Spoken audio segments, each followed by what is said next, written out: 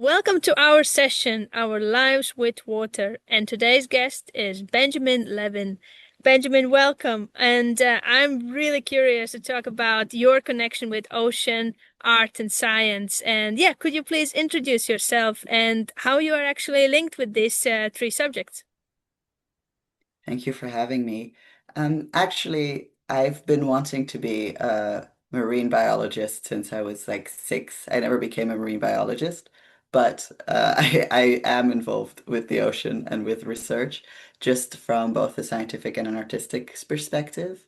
I became a diver at 12. I used to live on Curacao before moving into Europe, in both the Netherlands and Italy, um, where I got to know the North Sea and the Venetian Lagoon specifically. Um, and from there, I went through environmental science and earth science into environmental humanities, and always with a connection to the ocean. And at the moment, is there also an art perspective you're bringing into your work? Yeah, so I used to be just someone who did art on the side. And then at a certain point, when I started studying really ecology, I realized that I needed a more artistic part in my work as well. And that's how I became part of Oceanography's Collective, where I'm working with people who are true artists and we're working on creating routes where we invite artists to take the time to get to know the ocean and get to know the people at sea and create works based on these experiences. And could you, because this is super interesting on this collective approach as well, could you tell a bit more about how did collective emerge and where it's actually sort of spread around? Yeah, so it started as a conversation between friends and colleagues. It's a great team. I'm with Nuria Bofarou and Irene Soler, the co-directors. And then together with us, there's still Adrienne Capello, Sandra Martinez, Letizia Artioli, who have joined the team from the start. Um, and we all have our different expertises. Some are really artists, some are in more kind of practical communication roles. Um, there's an architect, there's an anthropologist. So we're all very kind of different, but we all have a need to connect our own kind of expertise to art.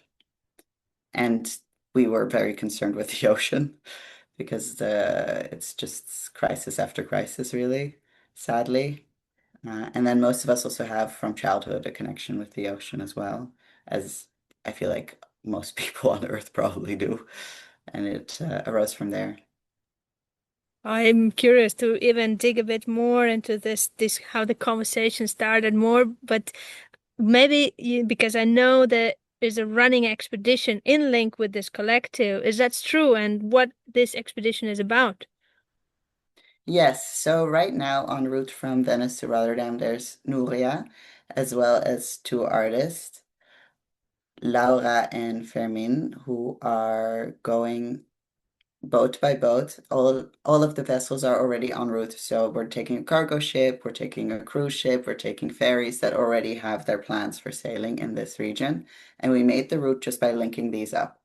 And along the way, there will be the conversations with the people on board, especially those working at sea, so those who spend a lot of their life at sea, as well as in tandem, a kind of visual exploration by the artist and a scientific exploration that Nuria kind of does the on-the-ground work for, that was developed by Letizia and I.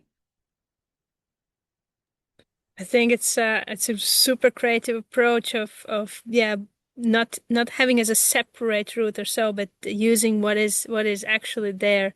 I also was wondering more about this onboarding in this collective, and is there also a way people can get in touch or yeah, follow the work or initiate, or how is that taking shape? I mean, we're always available to contact. We have kind of gathered because we already knew each other and we're really in conversation created the collective. So none of us could have done so independently, kind of thing. But we're very excited to work together with people, especially the artists will always keep changing. We're still looking at how we want to shape um, kind of how we select the artists that fit for with which route and how interests align. And also we want to include more different experts, so maybe journalists, maybe more scientists. So we're still looking at how we want to do this, but we're very excited to work together with people and always available for that. Super. Now I'm going to definitely follow up on also how the expedition is taking shape, and I assume there's also going to be other additions. But talking about, because you also talked about the art and science, and what is your own take in respect of these?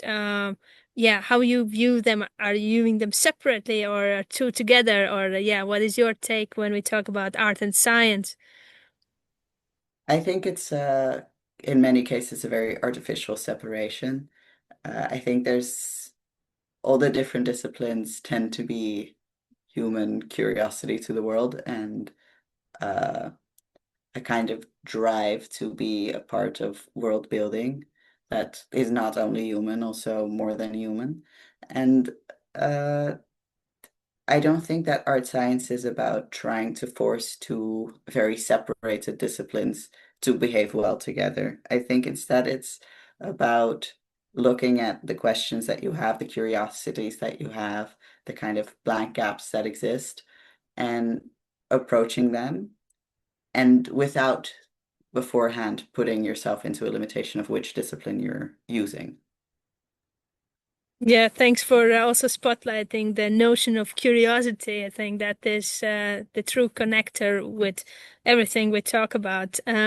Just before we end, I also wanted to ask about your own inspiration in the artworks. And you yourself you said you are doing artworks yourself, but I wonder about these inspirations in the nature and, yeah, or a certain artist which brings also yeah, inspiration to you. I'm just wondering if there is anything you would like particularly to emphasize. I think for me, it's interesting. I tend to take inspiration from the world around me, and not so much, although I love going to museums and I love both kind of looking at classical art or contemporary art and everything in between. When I myself, I draw and paint most of all. And when I do, I tend to go straight to the source. And it's interesting that at the start, that used to be a lot humans. I used to do a lot of portraits. And it's become more and more the natural world. And as I go into these questions, it's also become more and more abstract patterns that you can see in the natural world rather than any direct copies. Also, because I trained for a while in a lab to make actual kind of the scientific drawings of cells and of plants under microscope and preparations and things like this. So I very much learned, I think, to use your eye and your hand to pay attention rather than only to it's also about the method of reinforcing the looking itself, the sensing itself. And that's how I use it most of all now, rather than as something to create an end product. Well, thanks for sharing this, and I think it's then maybe also linked of that exploring aspect and the process in its own. I thank you for joining, and I will just remind our audience that today's guest was Benjamin Levin, and we see you at the coast. Thank you. Thank you so much.